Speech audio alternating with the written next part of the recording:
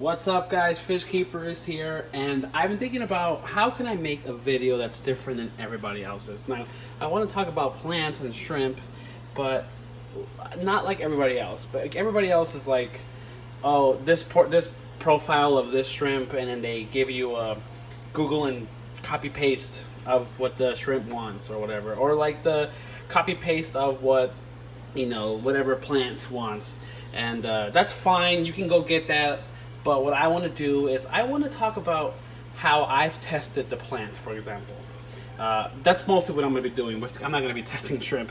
I'm going to be testing plants, or actually I have already tested some plants, and I'm going to tell you how it did under the environment I put it in, the conditions that it was in.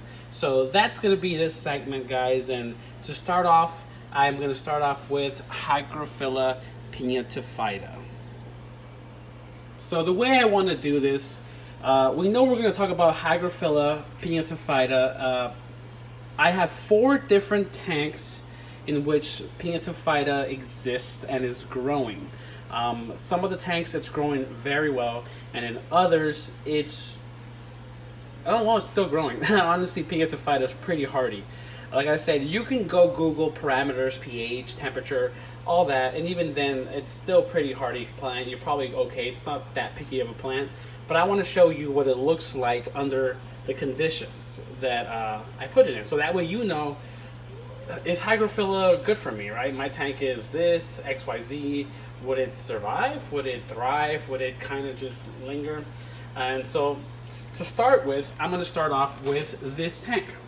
This is a high-tech, high-light planet tank. All my tanks have substrate or a mixture of substrate with something else. So just keep that in mind. It's going to be full ball / UNS contra soil mixed in.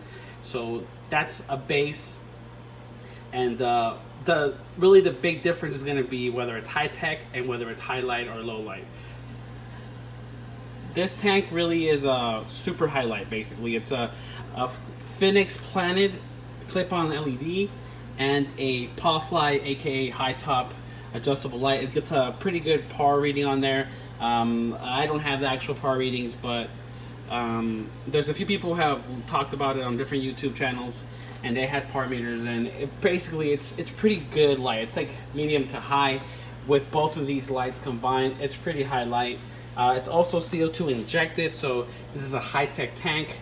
And in this tank, let's find out how Hygrophila is doing. So if you look around, it's doing so well that it actually has a deficiency. I have a hard time getting it fed and satiated, I guess. It's spreading so fast because of the CO2 and the high light that some of the older leaves start to die off. But so many root systems are being built. So like this Hygrophila Pinnatifida, if left unchecked, it would completely take over the whole tank. Now I trim a lot of it. Yesterday I actually trimmed 2 pretty big stems off of there. But the root system is pretty hard to control. It's all the way to the side over here. It's behind this Wellichi and behind the Atra back there. So it's in highlight CO2. It does magnificent. You won't have any problems with it, except for just trim off the old plants as it is, or try to feed more. Dose more fertilizers. But with the fertilizer that I'm doing, I'm already doing enough fertilizer. I'm at like 20 to 40 ppm. So I don't see how else I could do it besides maybe it's just old growth, but does super well. Not much reddish until they get to the top of the water line by the light, but still very nice, very good color. As you can see here, where I trimmed some of it, see the stump, 2 little root systems came out, right? Or little runners, just like any other stem plant, really. So CO2 and highlight, great. Over here we have more of a still medium to high light, but no CO2 whatsoever. So this is a shallow tank. The light travels through air more than it does through actual water, so it's a lot stronger no matter what, really. So I would call this medium to high still. I guess on the conservative side, you can call it medium. And you can see here, I honestly started with just a little bunch of it, and now we have tons and tons of it, all growing on the wood right here. Really hard to tell, but it's there because it's all this. But you can't even see the wood really. I mean, it's hard. Let me see if I can adjust. Nah, it's in there. So it's also spread very well along the sides. Now here I dose a lot less than I do in the CO2 tank. That's because I don't need to dose as much. If I dose too much, I'll get algae in here, since the plants are growing at a decent rate as it is. But you can see there, the root system just took over. This took a little while, maybe about a month and a half. It's doing very well in highlight with no CO2. Over here, I have a little kind of like a nursery where I put some of the pieces that I take off of here, the big stems, I put them over here, and after about a week or so, maybe 2 weeks, when I pull them out, they have a nice root system in the bottom again, and they're ready to go. So medium to highlight with no CO2, you're still going to do very well. I actually see a lot less algae on the plants themselves with this. You could probably control plant deficiencies in it easier without CO2, because with CO2 it grows so fast really that other plants that don't grow as fast might start accruing algae on their leaves. So Pinnatifida grows pretty fast, so you want to make sure that you keep it in a situation where you just give it enough food. You don't have to, again, I mean, I'm going to show you some tanks where it's really not even dosed at all. So highlight, okay dosage, I mean, not once a week I dose in here, no CO2, grows really good, still roots and everything, sends runners. Let me show you other tank. We got this tank right here. This is more of a low to medium light, not medium and high. This is low medium, probably more hard medium. The higher the plant is, the better it's gonna get light, obviously. But this, I would consider this low to medium lighting. And in here, as you can see, Hygrophila pinnatifida has been growing runners. Again, not as fast as with the CO2 or with the highlighting, but still pretty good. This is all, this root system right here is a runner that this stem sent out. And then there's another stem over here growing, doing its thing. And then I have one in between the plants over there. Like I said, this is a plant that can really attach itself to items. So it's a really good plus from a lot of people. So low light to medium light, you're even better than obviously the low light. I mean, this is a true testament of how well it can adapt to pretty much any setting you put it in. I think the only setting you probably shouldn't put it in is like obviously salt water. This is not, it's not a saltwater plant. Probably African cichlid tanks, most likely it's gonna fail. Again, I leave it up to you to do your homework if you want to look at parameters, but if you want to look at just specific lighting, I mean, it's up to you what you want to put it under, but it looks like it takes to pretty much any lighting you have it under. Now, the more advanced your tank gets, the faster it grows, which it could actually be a problem. So keep that in mind. If you go a little too crazy with it, it will probably take over your tank unless you control it. Luckily, it's pretty easy to spot. Sometimes it does get pretty webby though. It's kind of hard to tell which is the main root, so keep an eye out for that. All right, this is my, I call it my dirty beta tank, and mostly because the lighting on this is so bad. I'll zoom in kinda. So you have algae everywhere, kinda, because the low light kind of stays on almost. Actually, no, I have it on a timer of 6 hours. But it's very, very dim. This is the dimmest light I have. This is considered very low light, honestly. This is, it looks like it's black water in here because it's just so dim. This would be equivalent to probably like your standard hood light, maybe even less than that probably. So this is just a cheap little light that it comes with, and then I also diffuse it with this. So it's pretty low light, and as you can see here,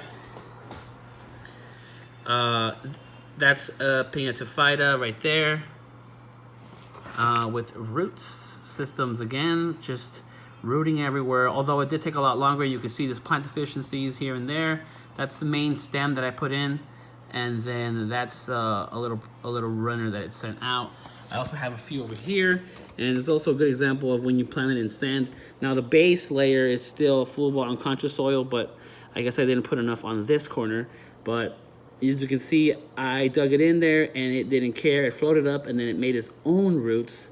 and then it went up, and it's still growing really well. Like I said, this is low light, so it is actually struggling a little, but its root system doesn't seem to care. It's just gonna keep going. So this is it in very low lighting. You could still kind of keep it. This is equivalent to like just a standard tank that you might get a light from. It'll run it. This is like, let's pretend you buy any tank with any light almost. This is it right here. So we have here the main mother plant basically in my CO2 injected tank, and it's kind of hard to tell like where like the main roots are at, but you can kind of see like this is root, this is a root. I'm sorry, a stem, and then under it, it's just a spider web of runners. So it can get kind of hard to manage. Just gotta really get in there and cut out some of these roots, and then attach them somewhere else, take them to another tank, do as you like. But this tank is, this plant is one of those gladiator plants. You know, it really does do its best to keep growing. As you can see here, another example of when you cut this plant, it turns into two. Let's see if I can focus. Right there. So here you can see a stump that I cut, and then one root went to the right or kind of forward, and one went to the back and created two basically. So this tank is really easy to propagate. You can either do runners or cutting the stem and replanting. And a lot of stem plants will eventually get exhausted from being cut. And then, you know, so a lot of times what a lot of people do is you cut the stem, because it's this tall, for example, and then you plant the top of it and you leave the bottom there. Well, if you keep doing that to the bottom eventually is going to start getting pretty weak because it's been cut so many times. With Pinnatifida, it's kind of, it doesn't really care because it has such a huge root system that it just keeps going. So I wouldn't even worry about it. I've cut those stems so many times already. It just keeps going, especially with CO2. I mean, you're good.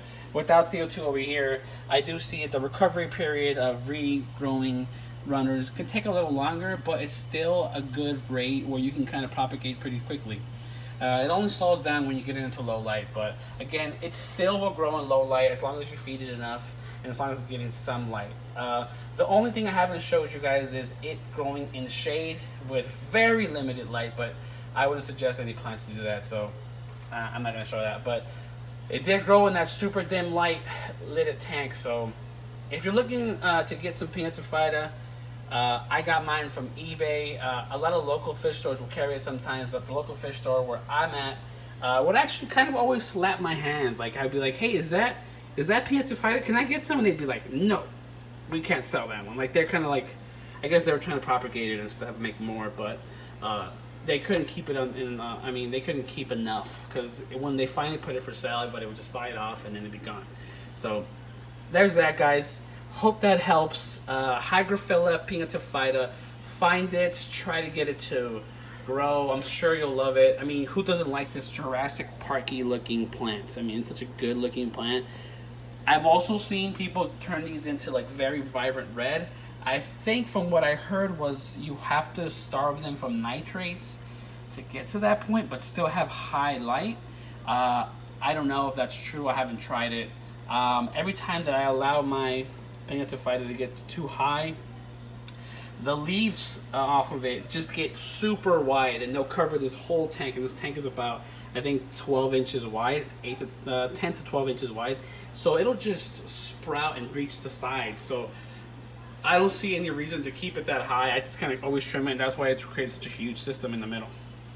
So like and subscribe if you guys can, and then I'll catch you on the next video. Let me know if you have any comments about Pinnatifida later.